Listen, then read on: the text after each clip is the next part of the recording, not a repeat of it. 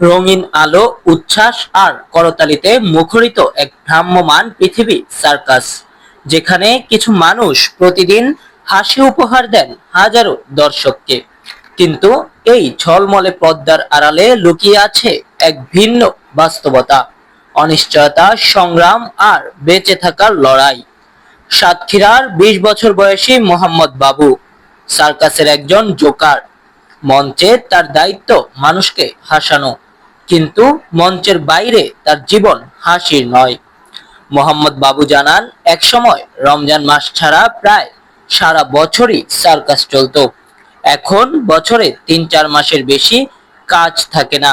বাকি সময় দিনমজুরির কাজ করে সংসার চালাতে হয়। আমরা সার্কাসের চালিয়ান জোকার, যাকে আমরা মানুষকে হাসাই। কিন্তু মানুষকে হাসালে কি হয়েছে, আমাদের মুখে হাসি নাই।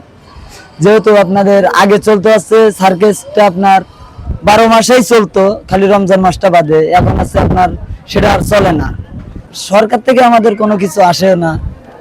অন্য অন্য জায়গায় শুনছি যে যাত্রা, ভ্যারাইটি, পুতুল নাচ এগুলাতে সরকার কিছু দিছে, কিন্তু আমাদের সার্কাসের এরম ধরনের কোনো কিছু আজ পর্যন্ত আসে নাই, পাই নাই। এবং শুনি আমরা এটা ছোট থেকেই আছি, আমি আছি এটা আপনার আজ 20 বছরের মতন আছি সার্কাস জগতে। আমার জন্মটাই সার্কাস জগৎ। এই মঞ্চে আছে শিশুরাও। 13 বছরের নুরি জয়নব আকসা জন্ম থেকেই সার্কাস পরিবারে। নুরি জয়নব আকসা বলেন, আমার খুব পড়াশোনা করতে ইচ্ছে করে, কিন্তু সার্কাসও ছাড়তে পারি না, তাই এটাকেই বেছে নিতে হয়েছে। শৈশব যেখানে বইয়ের পাতায় কাটার কথা, সেখানে তার জীবন কেটেছে দড়ির ওপর ঝুঁকিপূর্ণ কসরতের ভেতরে। পড়াশোনা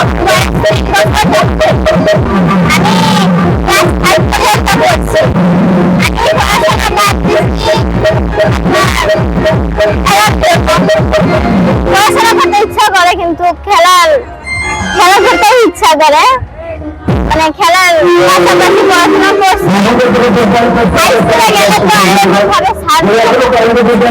ভারতীয় উপমহাদেশে সার্কাসের ইতিহাস প্রায় 150 বছরের পুরনো।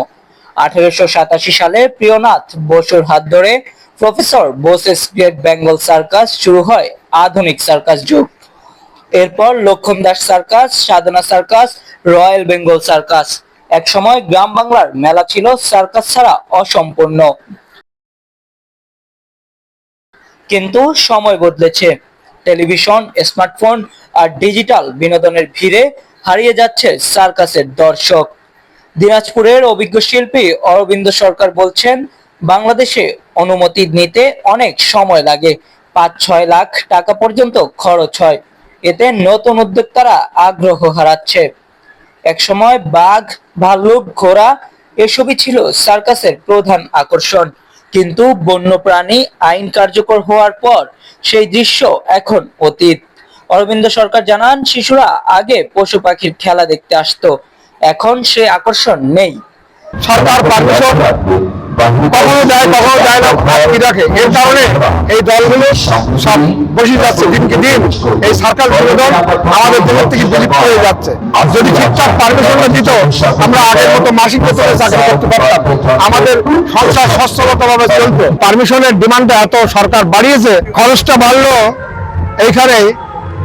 যে টাকাটা আমাদের নিয়ে যাবে মাঠ মালিক বলি আমরা, কমিটি যে আমাদের নিয়ে যাবে, দেখা যাচ্ছে যে প্রশাসন এত পরিমাণ পয়সা নেয় যে পয়সাটা এখন সার্কাস এই মোবাইল বিনোদনটা উঠিয়ে মোবাইলের যুগ এসে সেটা এখন দেখা যাচ্ছে আমাদের চাহিদাটা একটু কমে গেছে। যার কারণে আমাদের সরকার এত পরিমাণ মানে এই ফিটা নিচ্ছে, যার আমাদের পকেট পয়সা আমাদের পর্যন্ত পয়সায় না, যারা কমিটি নিয়ে আসে এদেরও লক্ষ লক্ষ টাকা লসে পড়ে যায়। যার কারণের জন্য আমরা দিনকে দিন এই বিনোদন সার্কাস জগৎ নিয়ে আমরা পিছিয়ে পড়ে গেছি। দেখছি সরকার যেখান থেকে ছিল হাতি, ঘোড়া, বাঘ, ভাল্লুক সব শেষ করে নিয়ে যাচ্ছে। ছোট ছোট বাচ্চা কাচ্চারা আসে বিনোদন দেখতে, বাঘের খেলা, হাতির খেলা, ঘোড়ার খেলা এগুলো। আর আমি মনে করি যে বাঘ ভাল্লুক খাঁচায় যে সুন্দর থাকে ওরা, বা যে পরিমাণ খাদ্য পায়, জঙ্গলে ওরা এত খাদ্য পায় না। আর দীর্ঘস্থায়ী আমাদের খাঁচায় তোরা বেশি থাকে। একটা বাঘ 5 বছর 7 বছর পর্যন্ত আমি দেখছি, 10 বছরও দেখছি, ওই খাঁচার ভিতরে বেশি থাকে, ভালো খাদ্য পায়। তো কিন্তু সরকার মনে করে যে না, জঙ্গলে ভালো খাদ্য পায়, এই আলা চলে, ওরা ভালো থাকে। কিন্তু জীব বৈচিত্র্য কমে গেছে। এ কারণের জন্য সরকার জীব বৈচিত্র্য আমাদের সার্কাস বিনোদনের ভিতরে এখন আর মানে রাখতে দিচ্ছে না।